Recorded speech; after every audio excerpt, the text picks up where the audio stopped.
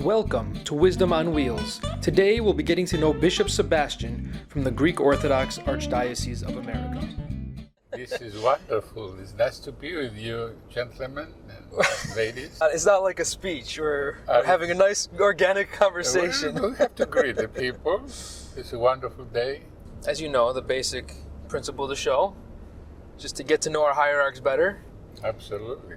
And humanize them, you know? What do you mean humanize them?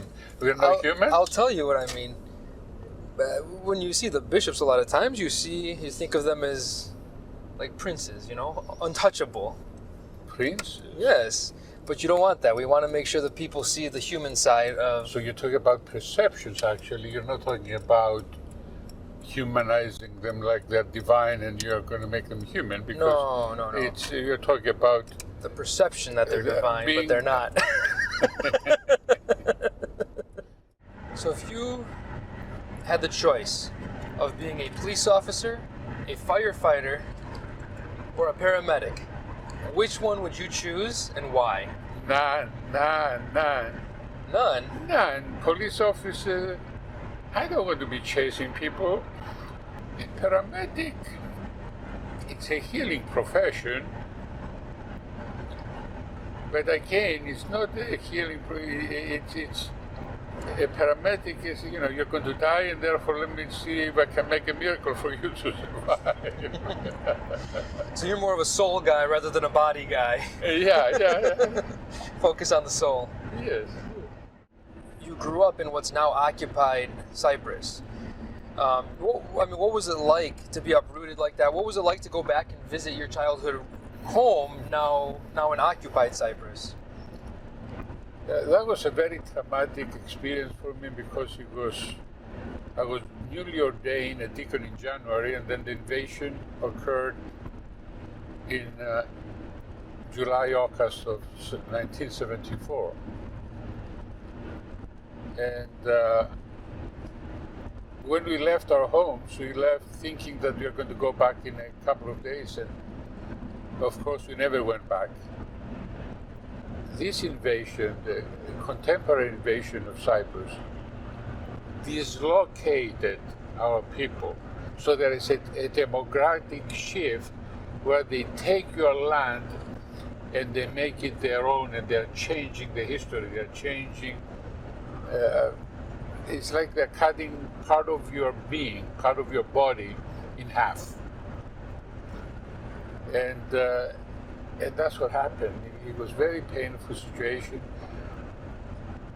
I did not grieve about the invasion until many, many years later, when I visited Cyprus, and I visited Cyprus that year. My emotions were shut down, and I didn't allow myself to feel the sadness. It's actually, I was like in a trance, and in my imagination was hearing the bombs dropping and the sirens. And then after the memorial, when I spoke, then the tears were just going down my cheeks like rivers. I allowed myself for the first time after 30 years to feel the pain of that separation.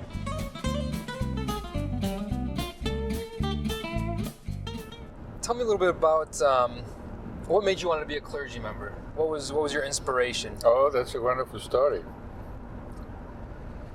As a child, I always liked the church. I was always in church, and we discovered that there was a monastery built in the 4th century by St. Constantine and Helen called Stavrovouni.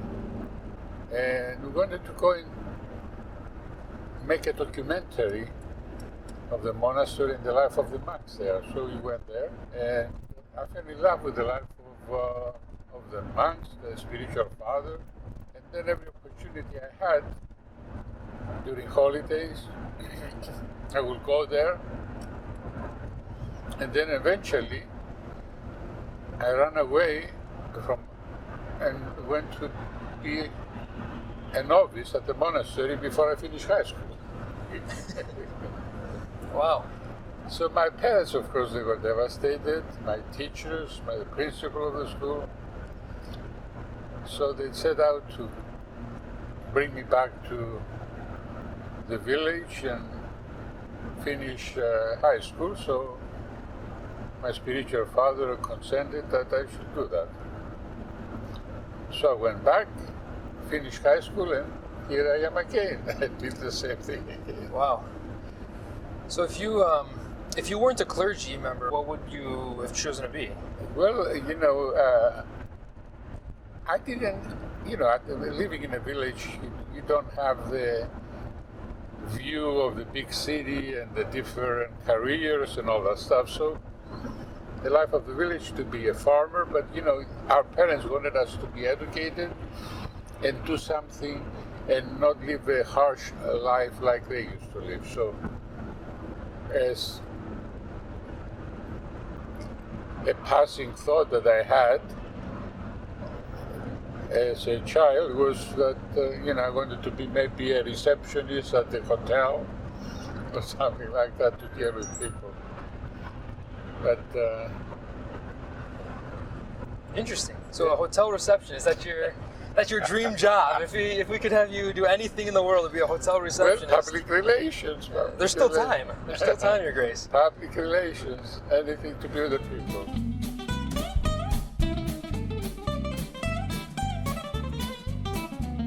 Before coming to New York, you served in many parishes, right? Yes. So why don't you tell us a little bit more about your parish? You even built a parish almost from scratch. Yes, one of my, I don't want to say achievement, but the work that done through us by the Lord was a work I did in Marietta, Georgia. Their first question, Father, how long are you going to stay here? They were afraid that I would leave. I said, listen, I'm going to stay here as long as you are happy and I'm happy. If we are all happy, then I'm going to stay forever. What about if you become a bishop? I don't think there is any chance I will become a bishop anytime soon, I said. I found them in a shopping center. They rented the hall in a shopping center, and they transformed it into a temporary church. So I says we have to take a leap of faith, do our cross, and go forward.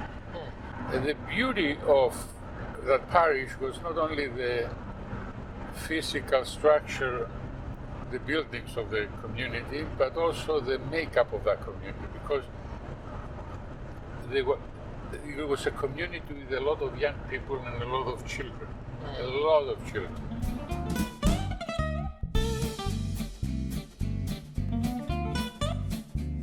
What's your biggest fear? The kingdom of God is where Christ is. The presence of God in our lives and in the world is the kingdom of God. The absence of God in our lives is hell. But how do you understand God? It's not just an abstract idea and a power that is unseen, but we know God in an experiential way. God is love. So where there is love, there is God and there is His kingdom. Where there is the absence of love, there is hell. So I think my fear is the absence of love. Some people are afraid of spiders. Some people are afraid that you're afraid of the absence of love. Yes. Wow. What are some of your hobbies? Like, what do you do for fun? I believe that the space where we live, we can transform it. And I know that everything is mental. Like the Italians, if you go to an Italian restaurant and you see these paintings on the walls of windows with flowers overlooking the water, the ocean, and they transform that space into something that is imaginary. And I says, I need to do something similar. So I went on a search for a color where it brings sunshine, and we finally found that color. And then I said I need to bring water. So I love art glass, and I found a beautiful vase that is called the wave vase, that when the sun hits it, I think I'm on the beach in Florida. So It's amazing. that's what I did, and I felt at home, and I felt warm when I went home in my apartment. And now, going back to the metropolis of Atlanta, I'm going to have the real thing. That's right. So from using art to transform the space to going back to the real beach, the real McCoy. Exactly.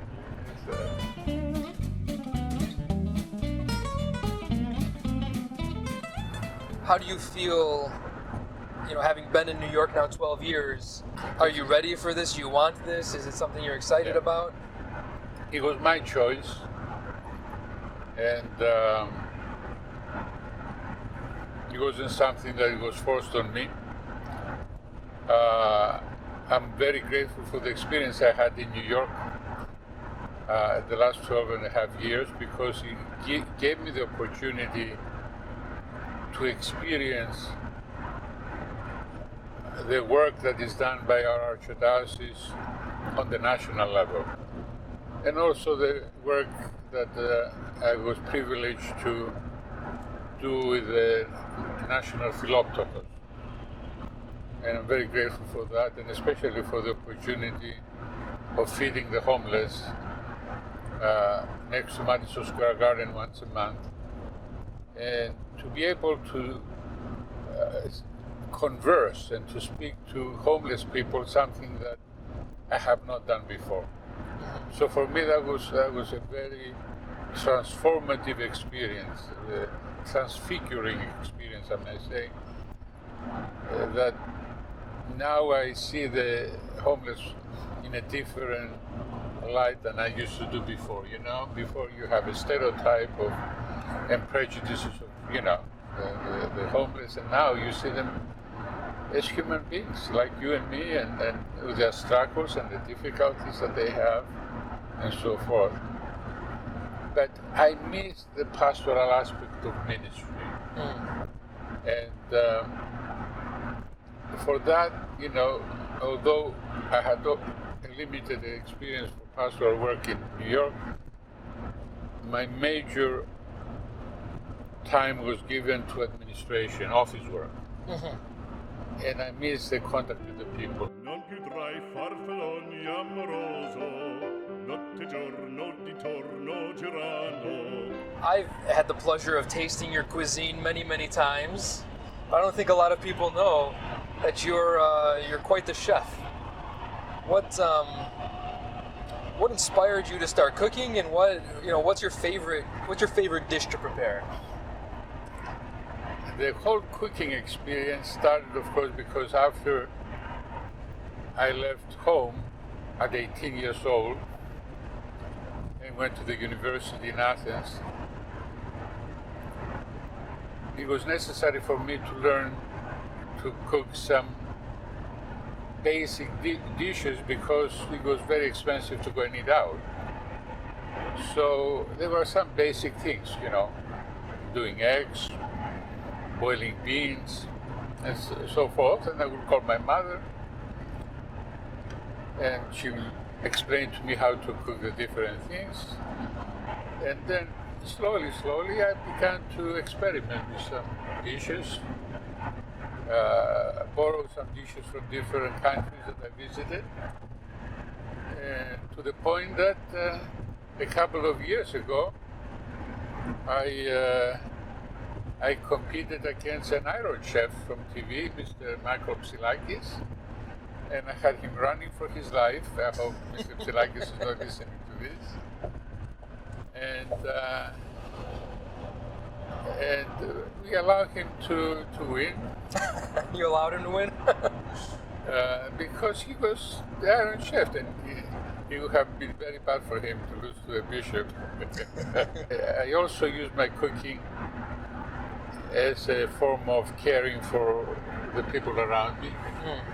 So I love to cook and invite people, or when we were at the Archdiocese to offer some, and I believe I offer some to you, my dear Nicholas.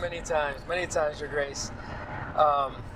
Just like the many dinners you've had with the young adults. The young adults, yeah. Why don't you tell us about those? They were great times with all the students and the young professionals There and were everybody. some young professionals that they were from my former parishes that they are living in New York, and every few months I will invite them over to my apartment, cook for them. We have not only a wonderful meal, but also sharing the love, sharing the friendship. Because these are kids that I knew from 4 or 5 years old, and I consider them like my own. But I used to do the similar thing in Marietta. I used to call all the heads of the ministries at the end of the year and have them over at my house and cook for them.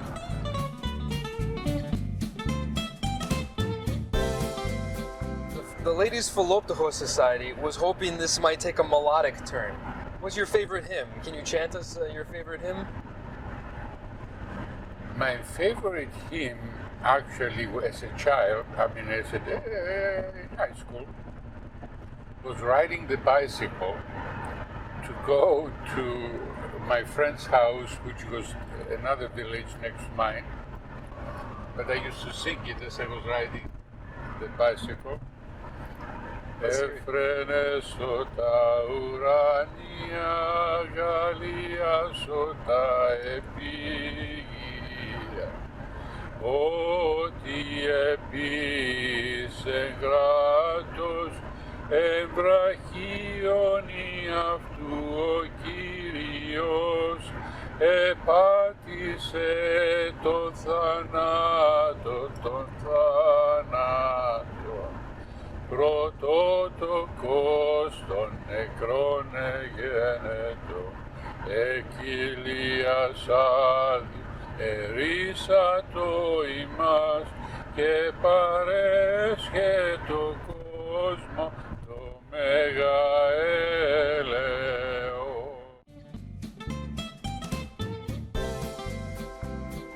We'll take a break now. Yeah, well, I think we're pretty much done. Is there anything else we should do? Oh, you mean that's it? Do you want to tell them more? Of course, I could do more later. All right.